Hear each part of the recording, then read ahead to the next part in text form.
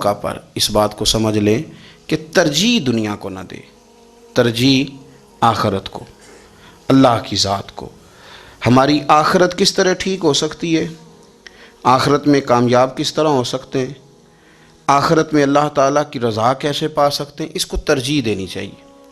نبی پاک صلی اللہ تعالیٰ علیہ وسلم کے بہت سارے صحابہ بڑی شانوں والے، ایک صحابی کا ہم آج ذکر کرنے جا رہے ہیں جن کا نام ہے حضرت ابو ذر غفاری رضی اللہ تعالیٰ۔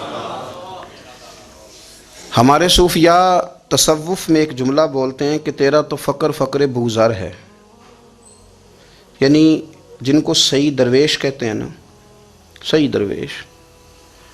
مولا علی شیر خدا رضی اللہ تعالیٰ عنہ فرمایا کرتے دو ہی تو بندے ہیں جو رب کے رستے میں کسی شے کی پرواہ نہیں کرتے۔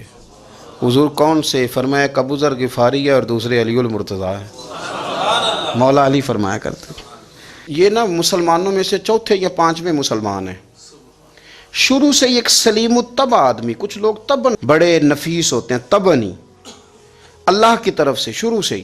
ان کا جو قبیلہ تھا بنو غفار وہ راہزنی کرتا تھا، لوگوں کو لوٹ لیتا تھا۔ شروع میں یہ کام کیا لیکن جب کچھ لوگوں کی چیخیں کانوں میں گئیں تو چھوڑ دیا، فرمایا نہیں یار طبیعت نہیں مانتی۔ اور نبی پاک کا کلمہ پڑھنے سے پہلے ہی بتوں کی پوجا چھوڑ کے رب کی عبادت شروع کر دی۔ لوگ پوچھا کرتے تھے آپ عبادت تو کرتے تھے پر منہ کدھر کرتے تھے؟ فرماتے تھے جدھر وہ کرا لیتا تھا کر لیتے تھے۔ کسی نے انہیں بتایا کہ مکے میں ایک شخص ہیں جنہوں نے اعلان نبوت کیا ہے، آپ کی طرح کی باتیں کرتے ہیں۔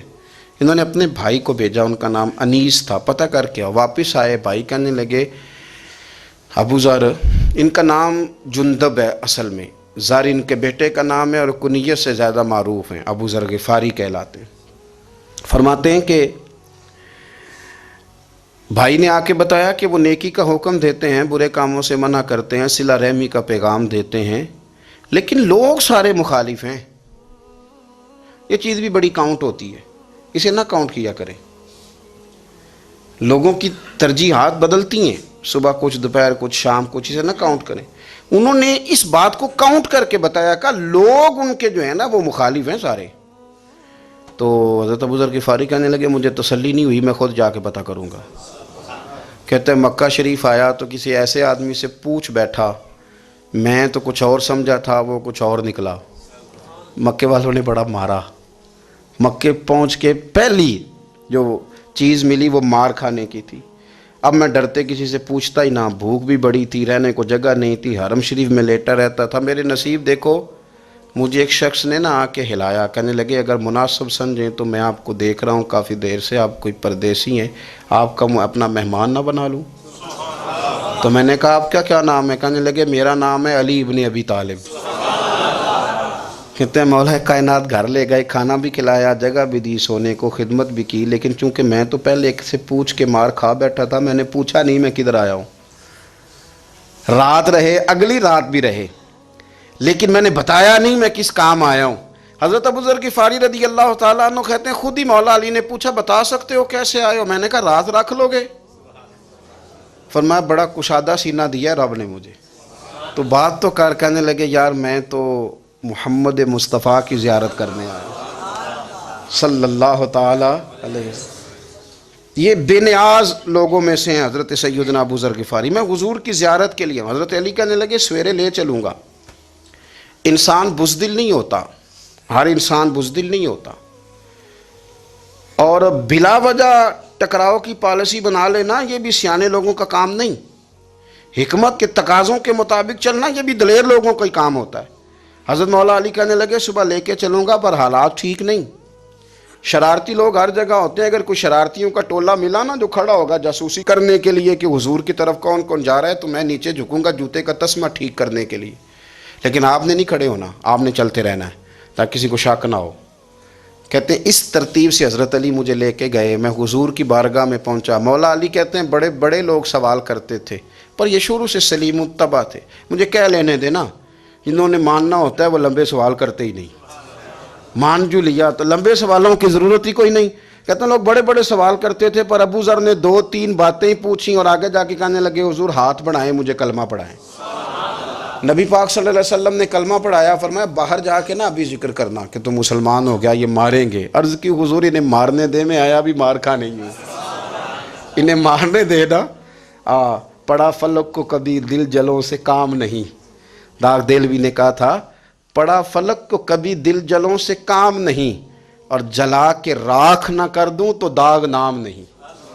ماری تو کھانے آئے ہیں، مارنے دیں، کرنے دیں زہر جتنا لگانا ہے لگانے دیں. باہر جا کے اعلان کیا، مکے والوں نے مارا، اتنا مارا کہ بے ہوش ہو گئے. پھر کسی نے بتایا کہ تم نے گزرنا بھی ہے ان کے علاقے سے، بنو غفار سے. پھر ان کا پتہ بھی ہے یہ لوگ بڑے سخت ہیں. پھر چھوڑا. تباً بڑے جلالی تھے، زاہد مزاج تھے. فرماتے تھے کہ جو تمہاری ضرورت سے زیادہ ہے وہ سارا صدقہ کرو. کنز کے معاملے میں ان کا رویہ یہ تھا. صرف حضرت صدیق اکبر کو کچھ نہیں کہا انہوں نے، باقی حضرت عمر جیسے آدمی کو بھی کھڑا کر کے کہہ لیتے تھے یہ مال کیوں رکھا ہوا ہے خزانے میں، بانٹتے کیوں نہیں سارا. اور جناب عثمان غنی رضی اللہ تعالیٰ عنہ کے ساتھ تو باقاعدہ کئی دفعہ اس موضوع پر گفتگو کی. وہ کہتے تھے کہ جب اللہ کہتا ہے قرآن میں کہ مال دولت جمع نہیں کرنی، تو وہ جو لوگ تھے وہ بھی بڑی شانوں والے تھے. وہ کہتے تھے کہ اللہ نے جب زکوٰۃ فرض کی تو مال جمع ہوتا ہے تو زکوٰۃ فرض ہوتی ہے نا. جب فطرانے کا کہا تو مال ہوتا ہے تو فطرانہ آتا ہے نا. تو آپ جو کہہ رہے ہیں وہ ٹھیک ہے، پر آپ اعلیٰ بات کر رہے ہیں تقوی کی، سارا بانٹو. تو حضرت ابو ذر غفاری کہتے تھے چلو ٹھیک ہے تمہاری بھی بات مان لیتا ہوں، پر یہ بتاؤ مدینے والے کا اپنا طریقہ کیا ہے؟ کہ بھئی حضور کا طریقہ تو وہی ہے جو آپ بتا رہے ہیں. تو فرمانے لگے پھر اس رستے نہ چلیں جو رستہ مدینے والے رسول کا ہے. اور حضور سے، نبی پاک سے عشق کرتے بڑا کھل کے. یہ صحابہ صفہ میں سے تھے. کلمے پڑھنے کے بعد چونکہ طبیعت جلالی تھی تو حضور نے بھیج دیا، فرمایا واپس جاؤ اپنے قبیلے میں تبلیغ کرو. واپس گئے، بھائی کو مسلمان کیا، والدہ کو مسلمان کیا، قبیلہ سارا مسلمان کیا، وہیں رہے. ہجرت مدینہ کے بعد آئے تبوک کے موقع کے قریب، اور حضور نے اصحاب صفہ میں رکھ لیا. نوکری کرتے مدینے والے رسول کی، دلیر آدمی تھے، بڑا قبیلہ تھا، پر ڈیوٹی کرتے، ڈیوٹی خدمت کرتے. ایک بیٹا تھا زار اس کا نام تھا، اس کی ڈیوٹی لگائی تم نے میرے نبی پاک کے اونٹ چرانے. ڈاکو آئے تو صاحبزادہ اونٹوں کی، اونٹنیوں کی حفاظت کرتے شہید ہو گیا. اور یہ انوکھا بندہ ہے جس نے شرط لگائی تھی کہ میں نے کالی سیاہ رنگ کی عورت سے شادی کرنی. انوکھا بندہ ہے. ایک بیٹی تھی، ایک بیٹا، بیٹا شہید ہو گیا. بیوی سے کہا تم نے نبی پاک کے گھر میں خدمت کرنی ہے، حضور کے گھر والوں، اور میں نبی پاک کی نوکری کروں گا. حضور کی خدمت کرتے، ہر وقت خدمت میں رہتے. اور حضور جب آتے نا، صحابہ صفہ میں یہ شامل تھے جو لوگ دین سیکھتے. حضور جب آتے تو سب سے پہلے آ کے حضرت ابو ذر غفاری کا پوچھتے، بلائیں. اور جب بات کرتے حضور تو بار بار ان کو مخاطب کر کے بات کرتے. حضرت ابو ذر غفاری رضی اللہ تعالیٰ عنہ کا نبی پاک سے اتنا پیار کہ ہماری بھی مشکل حل کر دی. ابو داؤد شریف میں موجود ہے، ایک دن کہنے لگے یا رسول اللہ صلی اللہ علیہ وسلم، اگر کوئی بندہ کسی سے پیار بڑا ہی کرے پر اس جیسے عمل نہ کر سکے، کوشش کرے کر نہ. لوگ ہمیں کہتے ہیں نا جی پیار بڑا، عمل بھی تو کرو نا. بھی کرنا چاہیے، پر انسان ہے نا، غلطی بھی تو ہو ہی جاتی ہے. اب ہم عمل نہیں کر سکتے تو تم ہمیں پیار بھی نہیں کرنے دو گے؟ مہربانی کرو، پیار تو کرنے دو نا. حضرت ابو ذر غفاری نے کہا، ابو داؤد شریف میں موجود ہے، یا رسول اللہ صلی اللہ تعالی علیہ وآلہ وسلم، حضور پیار بڑا کرے پر ان جیسے عمل نہ کرے تو حکم کیا ہے؟ تو حضور نے فرمایا پیار سچا کرے، اللہ قیامت کے دن جس سے محبت کرے گا نا اس کے ساتھ ہی دونوں کو اکٹھا فرما دے گا.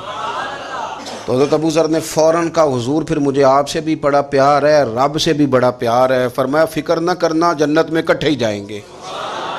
اتنی محبت رسول پاک کی ذات کے ساتھ حضور کی نوکری کرنا. ایک دن خدمت کرتے کرتے سو گئے.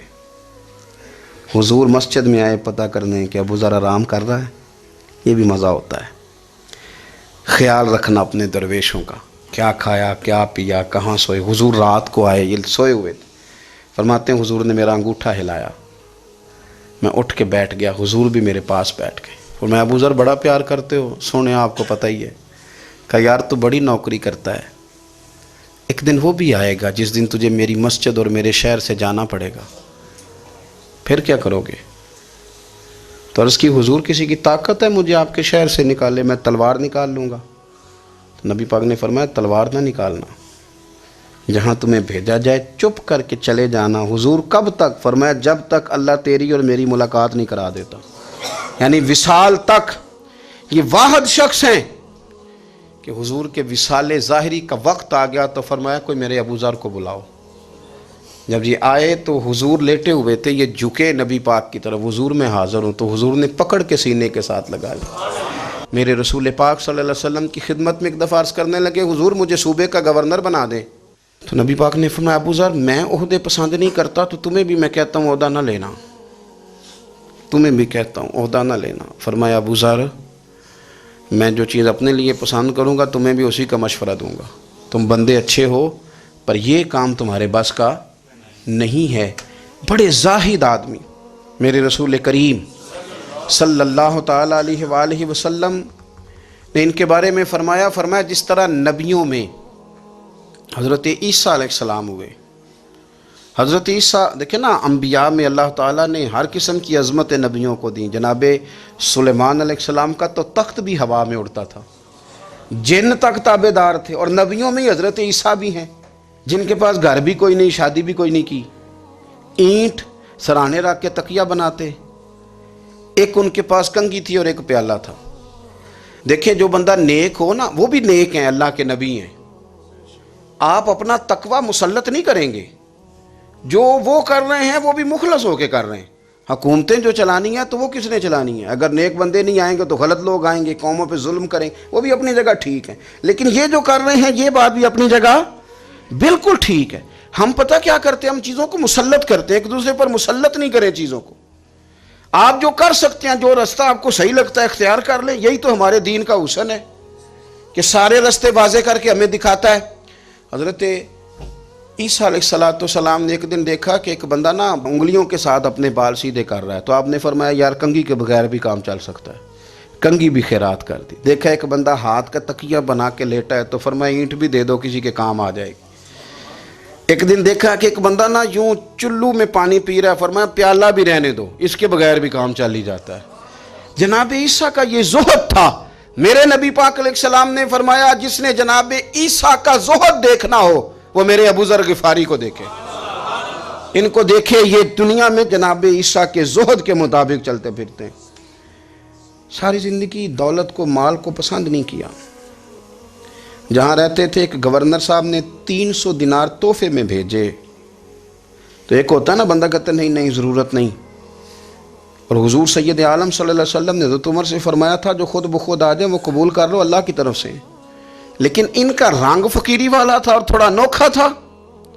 300 دینار آئے تو فرمانے لگے اسے جا کے کہو تمہیں کوئی اور بندہ نہیں ملا دھوکہ دینے کے لیے، میرے گھر ہی مال بھیج دیا ہے۔ فرمانے لگے میرے پاس گدھا ہے سواری کرنے کے لیے، میرے پاس بکریاں ہیں دودھ پینے کے لیے، میرے پاس ایک چادر اضافی ہے سامان میں سے، میں تو ڈرتا ہوں کہ رب کہیں اس چادر کے بارے میں سوال نہ پوچھ لے، اور تم ہو کہ میرے پاس یہ لے کے آئے ہو۔ حضرت عثمان غنی کے پاس جا کے کہا کرتے کتنا لوگوں کے پاس پیسہ آ گیا ہے، ہر بندے کے گھر میں مال ہے، یہ کیا ہو رہا ہے، لوگوں سے کہیں خرچ کریں غریبوں پہ۔ حضرت عثمان غنی فرمانے لگے تمہیں تو خوش ہونا چاہیے کہ میرے دور میں لوگ خوشحال ہو گئے ہیں۔ آپ فرمانے لگے نہیں، وہ والا رنگ زیادہ بہتر ہے جو مدینے والے نے اختیار فرمایا ہے، کیونکہ کچا رنگ للاری والا چڑھدا تے لیندا رہندا عشق تیرے دا رنگ محمد، جدوں چڑھ جائے پھر نہیں لیندا۔ آپ کی طبیعت کے اندر دولت سے بیزاری، حضرت ابو درداء، حضرت ابو موسیٰ اشعری، حضرت ابو ہریرہ رضی اللہ تعالیٰ عنہ، یہ سمجھ لیں ان کے کلاس فیلو تھے، ان کے ساتھ پڑھا تھا انہوں نے۔ حضرت ابو ذر غفاری ان پر بھی جلال کرتے ہیں۔ آپ یقین کریں کہ طبیعت نا ایسے کیف میں آ گئی ان کو پڑھ کے، ان کو پڑھا جب کچھ دنوں سے تو کچھ انوکھا، یہ انوکھی وجہ ہے، سارے زمانے سے نرالے ہیں، یہ بندے کون سی بستی کے یار اب رہنے والے ہیں، یہ کس طرح کے لوگ ہیں، کیا سوچ ہے۔ حضرت ابو درداء رضی اللہ تعالیٰ عنہ کے گھر کے قریب سے گزرے تو حضرت ابو درداء مکان بنا رہے تھے، کیا جملہ کہا، تڑپ گئی روح۔ فرمانے لگے ابو درداء تجھ سے مجھے یہ امید نہیں تھی یار۔ فرمایا کیا ہوا؟ فرمانے لگے اب تیرا مکان بنانے کے لیے بھی اللہ کے بندوں کی پشتوں پر اینٹیں رکھی جائیں گی، تیرا مکان بنانے کے لیے رب کے بندوں کی پشتوں پر اینٹیں تیرے لیے۔ حضرت ابو درداء نے گردن جھکا لی، فرمایا یار جہاں تو ہے نا تو بالکل ہی ٹھیک کہتا ہے۔ کیوں؟ میرے نبی پاک صلی اللہ علیہ وسلم نے فرمایا اس زمین کے اوپر اور آسمان کے نیچے ابو ذر غفاری سے سچا بندہ کوئی نہیں، ان سے زیادہ سچا کوئی نہیں۔ فرمایا تو ٹھیک کہتا ہے یار، صحیح کہتا ہے۔ حضرت ابو موسیٰ اشعری رضی اللہ تعالیٰ عنہ کو گورنر بنا دیا گیا عراق کا۔ اب حضرت ابو موسیٰ اشعری صحابہ میں ایک بڑے جلیل القدر صحابی ہیں، اور ان کی عظمتیں، رفعتیں، بلندیاں کیا کہنا، بڑی گہری دوستی تھی۔ لیکن جب وہ گورنر بن گئے نا تو آپ نے فرمایا بس بھئی اب تو نے عہدہ لے لیا ہے، یہ بندے کو ٹھیک نہیں رہنے دیتی چیزیں، اب تو عہدے میں چلا گیا۔ بڑی مدت کے بعد ملاقات ہوئی حضرت ابو موسیٰ اشعری کے ساتھ، وہ دوڑ کے آئے حضرت ابو ذر غفاری کے گلے ملنے، میرا بھائی میرا بھائی۔ فرمایا پیچھے ہٹ جا، میں نہیں تیرا بھائی، تو گورنر ہے، میں غریب آدمی ہوں، اپنا کام کر۔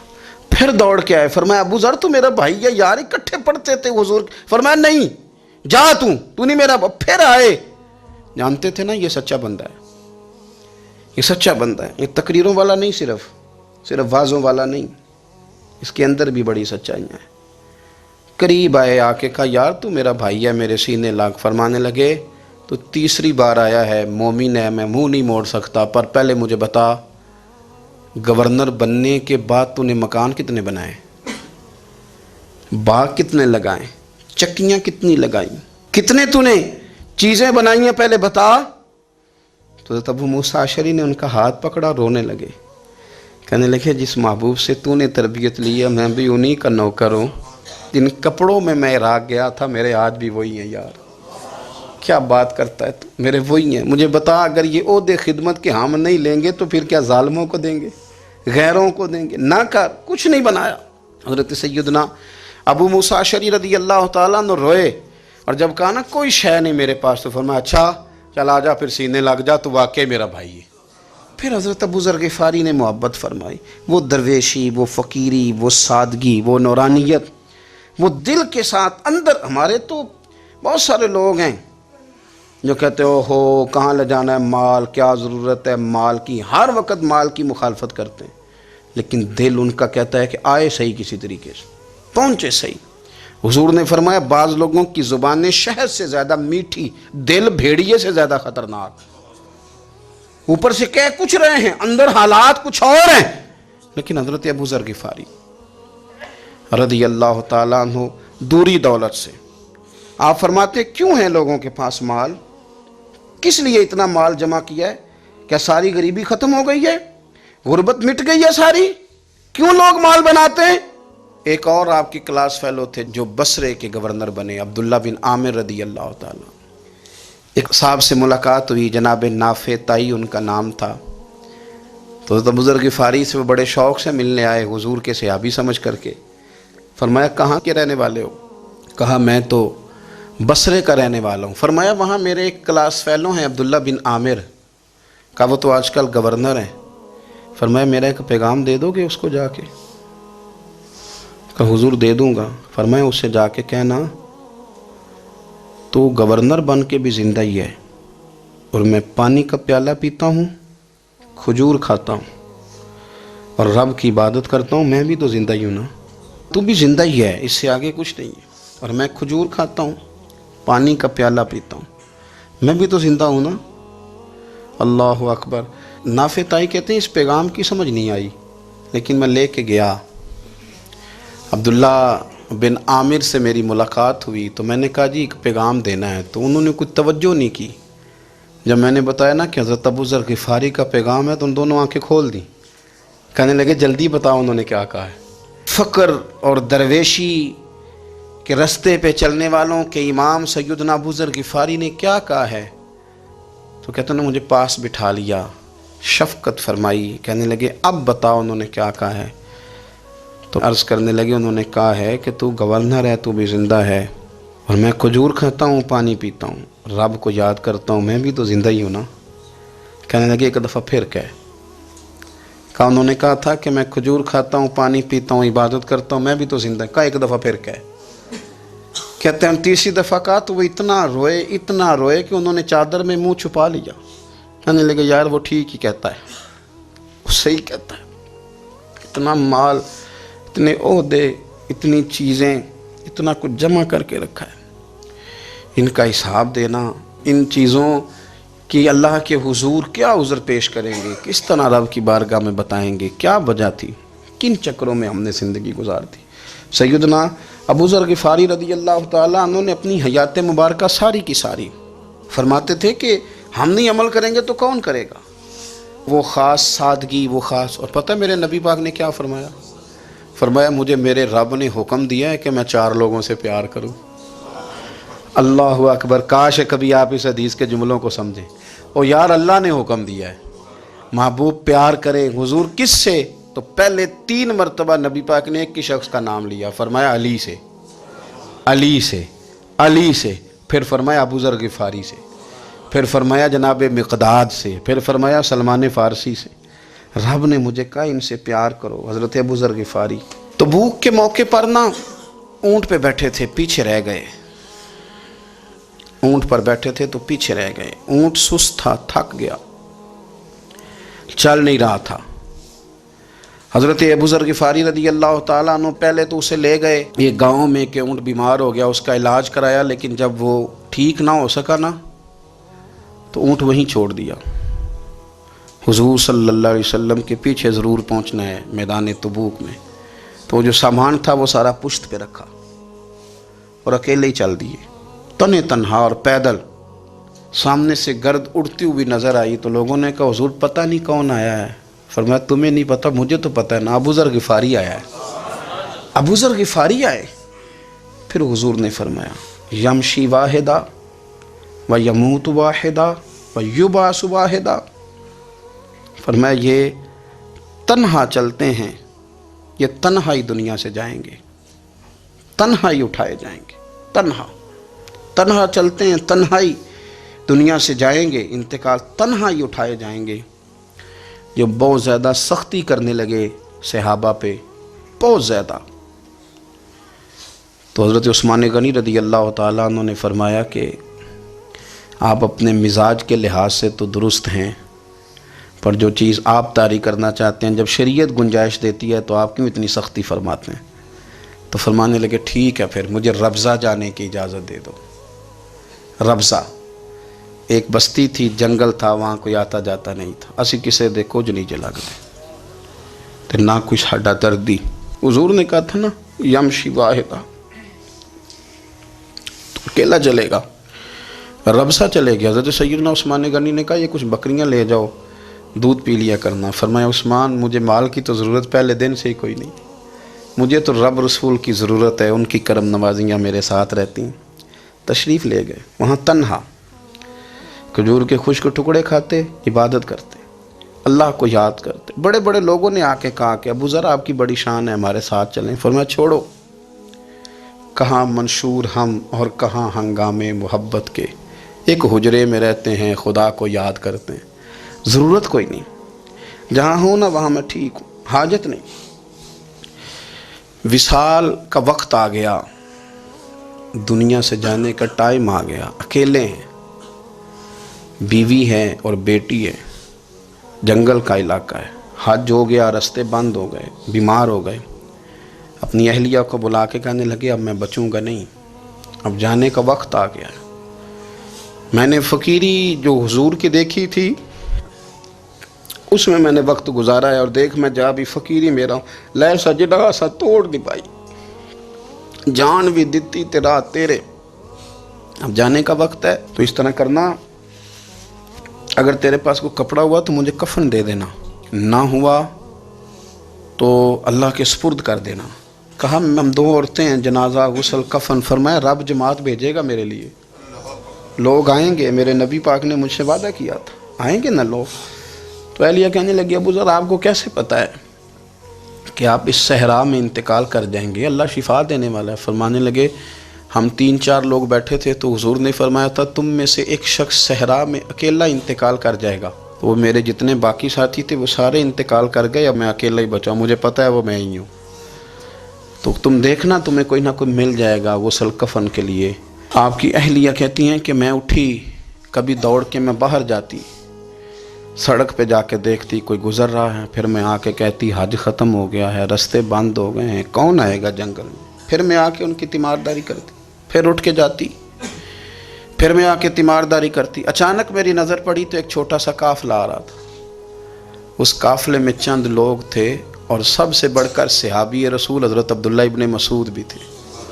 میں نے ان کو اشارہ کیا تو وہ دوڑے آئے, کہنے لگے بہن کیا ہے؟ میں نے کہا یہاں ایک شخص ہے, تمہاری تھوڑی سی ضرورت ہے اس کو. حضرت عبداللہ ابن مسعود کہنے لگے کون ہے بی بی؟ کہتے ہیں میں نے کہا کہ وہ ابو ذر غفاری ہیں. کہتی تڑپ کے روئے عبداللہ ابن مسعود, تڑپ کے. کہنے لگے ابو ذر میرے نبی پاک کا پیارا, میرے ماں بھی اس پہ قربان, میرا باپ بھی قربان, کدھر ہے جلدی بتاؤ. کہتی میں لے آئی. 4-5 لوگ تھے وہ. تو سیدنا ابو ذر غفاری کہنے لگے عبداللہ میرا وصال ہو جائے گا لیکن یاد رکھنا میری بیوی کے پاس کفن کے لیے کپڑا موجود نہیں. اور لہو سے جنازہ توڑ ہی نہیں پائی, جان بھی دیتی تے رات تیرے, کفن کے لیے کپڑا نہیں ہے. لیکن تم میں سے نا وہ بندہ کوئی کپڑا نہ دے جو کبھی کسی سرکاری عہدے پہ رہا ہو, وہ بندہ میرے کفن کے لیے کپڑا نہ دے کسی سرکاری عہدے پہ رہا ہو. ایک انصاری جوان کہنے لگا ابو ذر میں کبھی کسی عہدے پہ نہیں رہا, اگر آپ میری چادر قبول کر لیں کفن کے لیے تو میں ٹھیک ہے. میں نے نا حضور کے طریقے پر زندگی گزاری ہے, چپ کر کے میرا جنازہ پڑھ دینا اور مجھے کہیں اور نہ لے کے جانا. اسی کسی دے کچھ نہیں جو لگتے تو نہ کوئی ساڈا دردی یہیں کسی صحرا میں جنگل میں یہیں کوئی قبر کھود کے مجھے دفن کر دینا, مجھے جانے نہیں ہے کسی جگہ. حضرت عبداللہ ابن مسعود رضی اللہ تعالیٰ عنہ نے جنازہ پڑھایا اور اس درویش کو جو 5ویں یا 4تھے مسلمان ہیں ان کو وہاں دفن کیا. جب خبر پہنچی نا مدینے تو سب سے زیادہ آنسو مولا علی نے بہائے, سب سے زیادہ حضرت علی نے. لوگوں نے کہا اتنا کیوں روتے ہو؟ فرمایا 2 ہی تو بندے تھے جو اللہ کے راستے میں کسی کی پرواہ نہیں کرتے تھے, اب ایک ہی رہ گیا ہے. کہا حضور کیا مطلب؟ فرمایا 2 ہی تھے, ایک ابو ذر اور ایک علی, اب اکیلا علی تو رہ گیا, وہ چھوڑ کے چلے گئے. حضرت سیدنا ابو ذر غفاری رضی اللہ تعالیٰ عنہ اس عظیم شخص کا نام ہے. سردار قبیلے سے تعلق تھا, بڑے بہادر تھے, پر حضور کو فقیری میں دیکھا تو پھر زندگی اسی فقیری میں گزار دی, اسی فقیری میں, اسی طریقے میں وفا کر کے نا اسی رنگ میں گزار دی, انہی نقشوں پہ رہے. اگرچہ جائز تھا, بڑے بڑے لوگ تھے, بڑے بڑے لوگ تھے. حضرت عبد الرحمن ابن عوف بڑا مال تھا, حضور نے ان کو جنتی کہا, ان کے پیچھے نماز پڑھی, سب ٹھیک تھا. پر فرماتے تھے یار میں انکار نہیں کرتا, پر میرے نبی نے فقیری کی, حضور نے ایک وقت کھایا ایک وقت بھوک کاٹی, تم کس طرح بھر بھر کے پیٹ کھاتے ہو, تم کس طرح اتنی آسانیاں دیکھتے ہو. حضرت ابو ذر غفاری فرماتے تھے مجھے میرے نبی پاک نے 6 باتوں کی وصیت کی تھی. اپنے بچوں کو بھی بتاتے تھے, دوستوں کو بھی, 6 باتوں کی حضور نے وصیت کی تھی. سب سے پہلے حضور نے فرمایا تھا ابو ذر مسکینوں سے محبت کرتے رہنا. دوسرا نبی پاک صلی اللہ علیہ وسلم نے فرمایا تھا جب بھی دیکھنا نیچے والوں کو دیکھنا, اوپر والوں کو نہ دیکھنا. مالداروں جاگیرداروں پہ توجہ نہ کرنا, ذہن خراب ہوگا. نیچے دیکھنا, غریبوں کی طرف توجہ رکھنا. تیسرے نمبر پر نبی پاک صلی اللہ علیہ وسلم نے فرمایا تھا ہر حال میں حق بات کہنا اگرچہ وہ کڑوی ہو. چوتھے نمبر پہ میرے محبوب نے فرمایا تھا اللہ کے معاملے میں کسی کی پرواہ نہ کرنا, کوئی کیا کہتا ہے کہتا رہے, تم رب کے راستے پہ چلتے رہنا, ملامت کی پرواہ نہ کرنا. اور 5ویں نمبر پر میرے نبی پاک نے مجھ سے کہا تھا اگر رشتہ دار تجھ سے تعلق توڑیں بھی نہ تو جوڑ کے رکھنا, صلہ رحمی نہ چھوڑنا. اور 6